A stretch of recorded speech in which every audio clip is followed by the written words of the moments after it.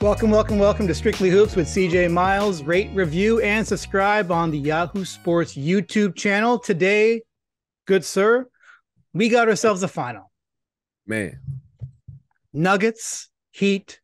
Did not think the Heat were going to pull that off. I really felt like it was going to go the way we all thought. We've been trying to film for a few days now. They didn't want to let us do it. They didn't want to get it over with. They didn't want us to do any more shows, maybe. I don't know what it was, but no. Regardless of Jason Tatum's, the injury he had in Game 7, like first possession, it's crazy. You turned your ankle, and that kind of did decide his fate at least, and ultimately decided the Celtics' fate. But regardless, the Heat are here, and they absolutely deserve it. Neither of these teams have trailed in the playoffs so far, which is, a testament to their game-by-game attitude. And overall, over the last 5 seasons, the Nuggets are 9-1 against the Heat, including 2-0 this season. And we should note, if you haven't heard already, that Chris Haynes is reporting Tyler Herro could be back for Game 3. Yeah. That's something. We don't know, but that's something to keep in mind, especially since in his game against the Nuggets this season, he had 26, 10, and 5. So, but we also got to take into consideration the Tyler Herro we're going to see in Game 3 is not that Tyler Herro. Actually, that's something to keep in mind. So what are your thoughts on that? Because he's been gone for a while. Yeah, he's been gone for a while, and you're stepping into a finals game. Like, you know what I mean? And that's not – I think he's extremely talented. I think he's nice. Like, I love his game. I think he's grown into, like, a very good offensive player. Like, not just the catch-and-shoot guy, not just the three-point shoot. Like, he's balanced his offensive game out. And he's – being that his favorite player is Devin Booker, you can see that in his game. Like he said that coming up, and you can see it in his game now. But I think just never been – well, I shouldn't say never been in the finals before, but the role he plays now, playing that role in the finals game after missing all this time, and the role he's going to want to play, I think it's a mental game for him. I think they do a great job keeping guys in shape over there. Like, they don't play that game. So I'm not worried about his win, but I'm worried about just, like, the feel and the intensity to match that step that they're playing at. It's going to be different. So it was his right hand that got hurt. How does that affect a shooter? Just feel on the ball, Like, I've had a couple of things happen with my left hand. I think it's just feel, and then we're talking about the mobility of that wrist. I don't know what he's been able to do rehab-wise. Obviously, if he's about to come back, then he's been able to do a lot of things. Yeah. But it's still – and you're thinking about in the game falling or using your hand in other ways. Like, you're thinking about other things that kind of have to, like, you have to settle into the game a little bit with. And then just the rotation they've been playing with. These guys have been playing extremely well. Yeah. And you got to figure out – you can't just snatch those guys completely out of it for a guy who's been missing months, no matter who he is. I mean, I shouldn't say no matter who he is, because if it was like Michael Jordan or Kobe or somebody, it's different. But like a guy that's kind of like sliding into a rotation that already plays a lot of guys, it's a tough spot. It is. We'll probably get to Tyler Herro in a little bit here as we preview this final series. But when it comes to the best matchups, the important matchups, the series-defining matchups, what's one that pops out to you right off the bat? I mean, obviously for Denver, I think it's going to be Caldwell Pope to start. Well, Caldwell Pope and Brown probably going to get the Jimmy Butler assignment, right? And that one, obviously, is Jimmy Butler for them. And he's coming into the finals after having the last couple of games not be his best games after the way he's been playing in the playoffs. He's stepping into it's like a breath of fresh air. It's a new series, new stage, and we still got here, so I want to make sure we win it. But also, obviously, Bam on Jokic. Yeah. I think Bam has the best capability of giving Jokic problems if anybody can. You know what I mean? Like, I think he has the strength, athleticism, quickness, toughness. They're defensive minded over there. I think he has the best tools to try to make it hard on Jokic. Now, again, we're still talking about Jokic. So, you know what I mean? But we'll see. Yeah. The Bam one is interesting because you're right. Compared to all the other series he's gone through so far, this is probably one where he's able to utilize his quickness, his finishing around the rim, him as a roller. He could probably pop a little bit in this series, but man, oh man. Also, Bam likes to put it on the floor. He handles it. And that's a different look than Jokic has really gotten. Somebody who really wants to handle it in that middle 18, 19 feet space, or like they run ISOs from kind of like off the block on the wing. He moves a little bit like a wing, and he can give him some in and outs and crossovers and things that can make him shift his hips. And we'll see if Jokic can keep that in front of him. And so then when they do those pocket passes to Bam around the nail area and he's going downhill, is he going to finish consistently? Yeah. Finishing has been a problem for him. And yeah, he does. And because like you talk about things that could tilt the series. Him being a consistent 20 and 10-ish kind of player is really important for Miami's success in this series, especially offensively. I guess I worry a little bit less about their offense compared to the defense, but we know their pedigree right now and where they're at with their team. And it's going to probably come down to a lot of Jimmy Butler because, over time, over the course of a series, Denver's going to figure things out as they go a little bit. Maybe early on, it's going to be a problem, but as it goes on, they start recognizing your plays and they're going to be getting into the teeth of it. And that's where, your isolation, what kind of players you have on your team become more important. And if Bam can be that secondary option because Jimmy's going to be the guy, man, that really does change the series. And this is why Tyler Herro, right back to him so fast, is important if he comes in and he's able to. He's a very confident player, confident guy. So, like, there is a chance he comes into this thing and he looks like he hasn't missed a beat just because mentally he's tough enough and he's confident enough to just go out there and just play. And if he steps in there and is a 20-point scorer again, that changes everything. Yep. I mean, like, it gives you another guy who creates his shot well. Gabe Vincent has been terrific. Caleb Martin has been terrific, but Caleb is not a shot creator for him. Like, he plays off of guys. He knows how to play straight line drives, catching goals, he makes some flybys, but he's not I wouldn't call him a creator. Gabe is good. He's in pick and rolls and things like that. But Tyler Herro's element, his bag is a little different. Like, certainly. He can go get it a little bit different. He has a lot more things he can get to. And if you have another guy that you can crank off the bench that can do that, and you play him with Kyle Lowry with the pace that Kyle likes to play coming off the bench, it changes things. And so then when it comes to guarding Jokic, they're going to want to keep Bam on him as much as possible. And then, Cody Zeller and Kevin Love, they didn't even play in Game 7. They didn't play much in either of those final games against the Celtics, but Cody's going to play. May be called. Yeah, he's going to have to, right? He's going to have to play a little bit, especially if, Bam gets in a couple fouls and now you're like, well, where do we go? It's going to have to be Cody Zeller. That's going to be something that they're going to have to deal with because we know that Cody's Jokic, tough, though. He is. Like, you're going to get physicality and he's going to effort. Like, and that's really all you really want. Like, because he has the ball so much. He's so talented. You're not going to stop him. Yeah. But if you got a guy who's not backing down, who's going to hit him, who's not afraid to take fouls, like he's got 6 of them. He's not playing 40 minutes. Like, you know what I mean? So, and he's going to run the floor when he's in there with Jokic. One thing Cody does, he changes ends. So he's going to put some pressure on him.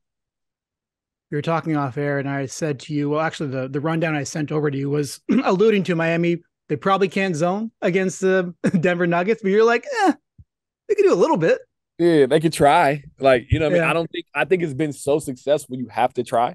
I think you just have to be way more careful because one, like we talked about, like the numbers that go with that zone, like especially and not even if you don't even look at the numbers, just putting a zone around Jokic is so dangerous because guys are not on body. I know they match up out of it, but there's just too much room for error with the guy who passes like that and guys who move and know that the guy is looking to pass.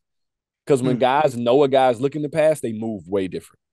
Sure. Like, you know what I mean? Like, they move and they cut all the time because they know his first look is to pass. There's a difference between being a capable passer and a willing passer. And I think that's the biggest thing with that zone. It just you just trading off guys in areas and getting off bodies, and it just leaves open for slips or mistakes in the corners for threes and things like that. But I think you try with the bench units if Jokic's not in the game, you try with them just to throw them off. You try coming out of timeouts to try to throw off a play that's been written up, things like that. But I don't think you can get long spurts of it, though. I don't. I agree with you on that. Yeah. So how about that Murray-Jokic pick and roll? What are you thinking going into game 1? What are you saying? We're going to try this against them. I know it's an impossible task, but I would imagine it's more about, negating Nikola Jokic. You have to pick someone, right? You got to pick your poison. And I would imagine that you're going to rely on, this is just me like spitballing, but you have some great rear view contesters and Gabe Vincent and Caleb Martin and Kyle Lowry and so forth, maybe you just rely on those guys being able to get over those screens and contest from the rear view. And also you have, your low side, your weak sides, and everyone's going to be converging down in the paint. And you decide, who are we going to cheat off of? You got to pick. I don't know. Right now, like Murray is as dangerous as anybody else. He is. Like, Murray's numbers are off the charts also right now. He's on a tear to prove that he is who he believes he is. Mm-hmm. And right now, whoever he believes he is, I believe it. I believe it right now, the way he's playing. I mean, I always thought he was good and talented, and I think the injuries set him back because he was turning the corner when it happened. Yep. Another corner, I should say. And I think he's just out to make people believe. And I think he's also trying to thank that organization for continuing to believe in him while he was down. Because you keep seeing that story come up about him asking coach if they were going to trade him and that's so sweet. The moment they had. That's so nice. Yeah. And for somebody to reassure you and stay with you through that and it's not like that, in the league as much in certain spaces, especially when you're a good team and you're trying to win and you lose a big piece, we got to replace that big piece before you miss our window type thing. Mm-hmm. They didn't do that, and look what's happening. But I don't know. The long story longer. I don't know what you do with them. I think you do depend on the guards a lot. I think you depend on Gabe and Kyle being tough and making it hard on them and getting through. I think you got a combination of both. I think the weak side's got to be over early, but that thing's like a hot potato when it hits Jokic's hands. So you got to be in and out of there because the guys are cutting on the weak side, so he catching the passes right away. Yeah. I think you just show different looks throughout the game. I think you mix in some unders. You see how Jamal's shooting it off the dribble from deep, because I don't think that's the shot that I want out of all the shots is Jamal Murray shooting threes off the dribble. Sure. At a pace. Not saying he can't make them. I'm just saying if I had to pick one, that's the one. We know he likes to post up, so I don't want him in the mid-range area. See, that's my worry too. He did that a lot against the Lakers, and he was successful. But posting up Kalo is different than posting up Dennis Schroeder. Disregard Kyle Lowry, okay? That's a different. Not him. Right, we know that story. Big guys can't post him up. That's like a thing. Yeah. It's true. Oh, it is. It is. Yeah. But I gave Vincent, right? He might try and post him up just to see. He's gonna try to post up Kalo. He's gonna do it. He's gonna go. That's what good players do. You're not gonna take away, you're gonna have to show me you can take away. Yeah. What I do. I'm not gonna not change my game for you, especially at this point in the season and the way I've been playing. I think Gabe's tough enough to guard him down there too. I think Dennis is a good defender, but he's not physicality is not his thing. Sure. Those guys are more physical. Mm-hmm. No disrespect to Jamal Murray. I think he's still going to find ways to get buckets in those situations, some of them, but I think it's going to be tougher. Yeah. And then we can also put Caleb Martin on him.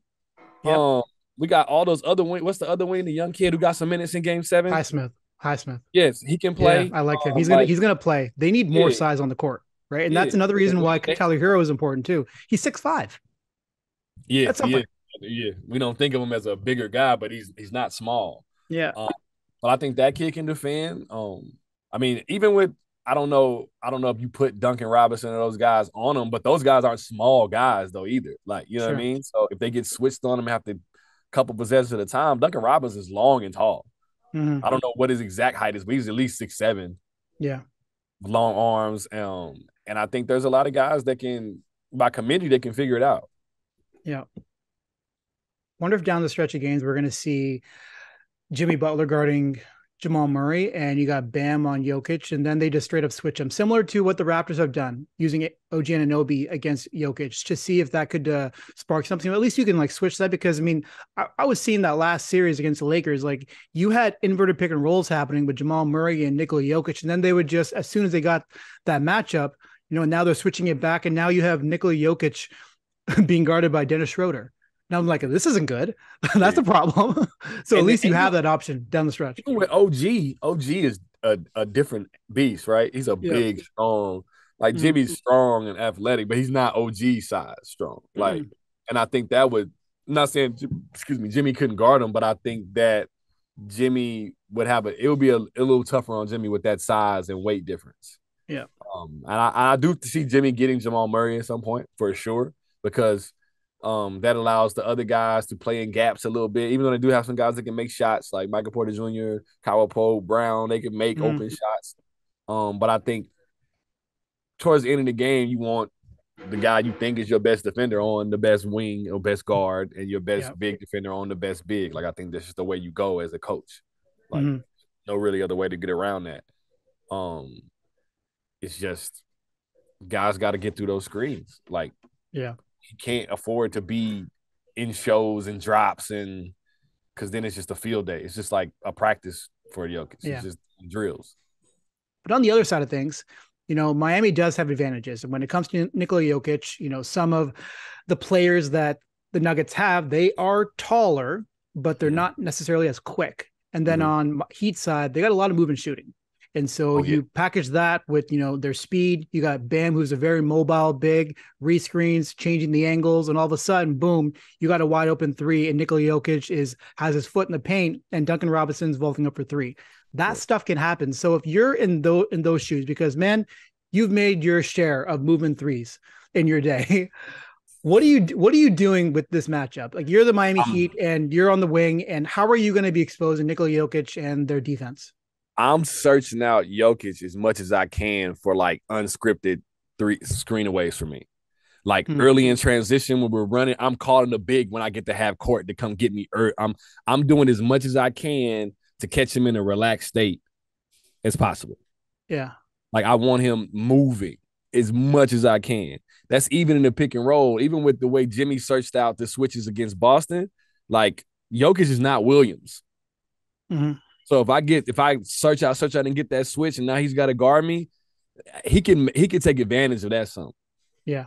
But as far as being a movement guy, I'm searching him out early, running off him as much as I can. I don't even care if my big don't even know it's a screen. I'm just using them.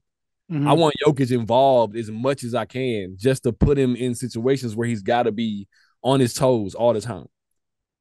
Because it's also going to let me, like, Duncan Robinson, those guys aren't bad 1 or 2 dribbles downhill either.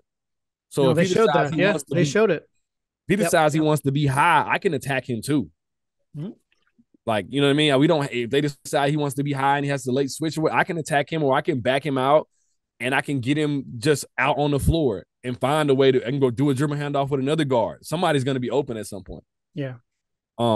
That's just the way I think. That's the two way you attack him. You attack him like that, making him move, and then if I guard, and then the other side, we be as physical as the rest would allow me to be with him. So I just try to wear him down. So I move him, and then on the other side, I'll be as physical as they'll allow me to. Yeah. But as a shooter, I'm talking like I'm screaming at whoever he's guarding. I'm screaming at that guy. Come get me. Come on, or go into a pick and roll right away. Do not let him get down, get set, and be able to point and say, okay, you switch or whatever. No, we running right into it as we're running down the floor. The pace is going to be as high as we can in the beginning of that possession to see if we can get something good. You don't want to get into a track meet with them, because if you're missing shots, then that's to their advantage. But I think there's got to be a pace and a sense of urgency. It doesn't have to be fast shots, but the movements we have to be moving and jumping. It's a fine balance between you playing with pace and not allowing the Nuggets to play with pace as well, because then becomes a track meet that you don't want to be involved in. Because now there's just space for him to do what he does. Find shooters. Yeah. Like guys cutting. You never get, your bodies on guys and things like that. I think you look at San Antonio, obviously they're younger now, but they were one of the best at this, at playing with a pace and sense of urgency, but not playing so fast it got into a track meet. But every action that we're in is done with such a pace and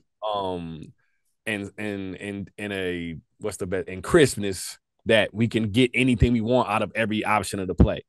Yeah. We're gonna make you make a decision. So you make the mistake. I don't have to be in a rush to take a fast shot. I just wait for you to make a mistake. For all the shooters are on the Miami Heat, like, you're kind of an everything person. You're a 5-tool player, essentially. You got to be a ball handler. You got to be a passer. You got to be able to open up the paint. Couple of stats here. The Miami Heat, they lead the playoffs right now in 3-point percentage. They're almost 5% better on catch and shoot threes in the playoffs, and they're averaging 10 more drives per game. So they're getting in the paint more, and they're shooting threes. Now, granted, the Nuggets are second in 3-point percentage, but getting their foot in the paint is going to be really important for the Miami Heat. And that's going to put, some onus on the perimeter defending of a Jamal Murray, for instance, right? Like once that foot gets in there, and then you have, as you're talking about, you have an off-ball screen, you have a pin down for Duncan Robinson, and now you're involving Nikola Jokic in that action. You're putting your defense in a tough spot. I'm testing Michael Porter Jr. too. Like Absolutely. I'm testing him in every way. Because now think if we got him guarding a shooter and Jokic's guy doing the screening, we can find something in that if we play it right. Like, and I think if he ends up on wings that like to do pick and rolls, I put him in any type of screening situations. I want to hit him. I want to do the same thing. I want to be physical with him on the offensive end. I want to make him guard and he ends up fouling or not getting a catch and shoot rhythm because we know he can make shots. He can score the ball. But we know his game is very like what's the stat about him with his assist? Like he played whatever amount of games he's got, like I forget what it was, but it's an absurd number. Meaning like he wants to catch and shoot the ball. Yeah. So everything I can do to tax his legs is what I'm gonna do. Because I don't want him to see 2 in a row go in. Because now he's 8 for 11 and they're running stuff for him and things like that. He can fall out of the involvement of the game. And that's a weapon we don't have to worry about. Something to watch too is Jimmy Butler as a screener, as an off-ball screener. They use him just like they use Bam. He doesn't have to be the ball handler. And this could be actually, it's going to some of the X factors that I wanted to ask you about. Is an X factor for me is Kyle Lowry. Because it allows, Jimmy and Bam to be off ball to doing exactly what we're talking about. And now you have Kyle finding some of these shooters, and also you have him snaking the pick and roll, hitting his pull up twos, hitting his transition threes, hitting his pull up threes. Like his offense could be really helpful here. And as we're talking about tempo and pace, Kyle plays with tempo. He loves that. And that's really important for their offense in this series. Yeah, and to piggyback on what you said about Jimmy being a screener, Kalo being a screener too. He's a great screener. I like running some old school like screener actions for them with Jokic. Because now if I got guard screening Jokic, I still get to hit him. But even if they switch it, I have a smaller guy going onto Bam. Yeah. And then now he switches on to the guard, Jokic does, and now we screen Jokic. And either they switch again or the guy's open. So now we got people not in places they want to be. Even if we don't get a shot out of the initial action, we still got people all over the place now. Help's not going to be where they're supposed to be. Guys are late. They're trying to switch back in the middle of somebody's drive. Whatever we can cause to make mayhem happen, right? But I think that's one of the things I would kind of try to attack myself is making the guards be the screeners on Jokic when we're in a half-court set and see what they do.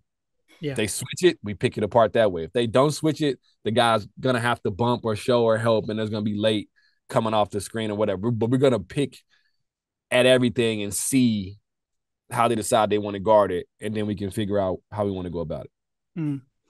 So among other X factors or X factor categories, you kind of already talked about them, but it's Bam scoring, just him being able to, as we talked about, that secondary scorer and being able to utilize these moving shooters of Miami's, and then you got a pocket pass and you got an open lane towards the rim. So that's going to be important. And Jimmy Butler, maybe it gets to a point where he has to have an insane usage in some games, at 35, 40%. And can he execute? Aaron Gordon could be on him at points. And Aaron Gordon has actually statistically had some success guarding regular season Jimmy.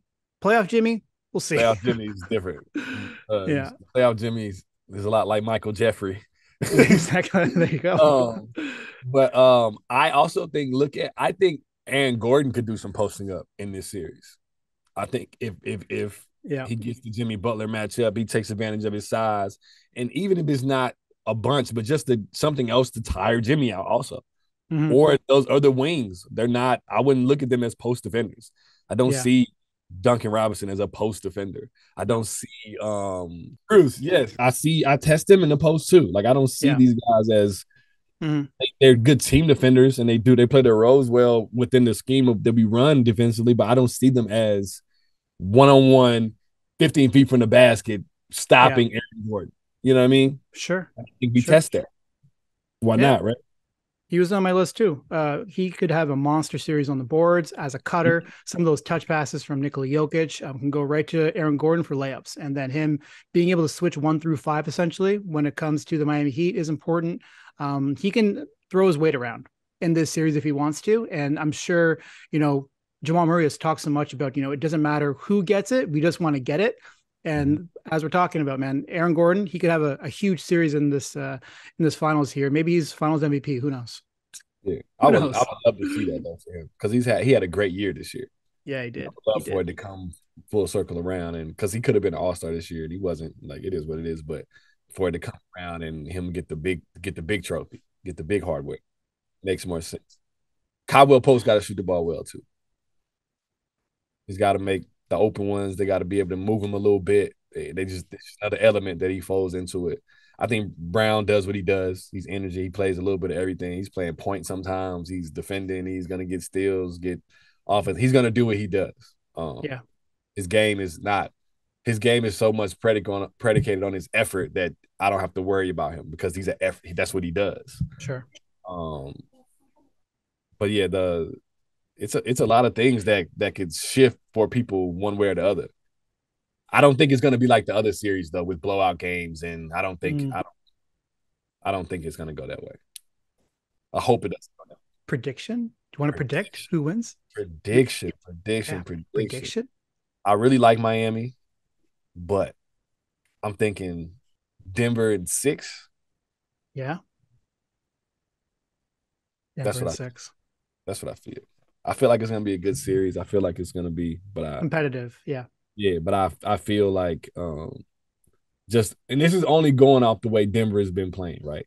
Like, I just think there's so much in the way they're playing and just hearing the way they're speaking on their mentality of the way they're going about this. Not saying that Miami's not, and the rest could also be a good or a bad thing for them. It could be mess with the rhythm because you've been sitting. It also could be we're just so much fresher than you, and you're coming to Denver first. So you got to deal with the altitude. You got to deal with you know what I mean? So yeah, we'll see. Yeah.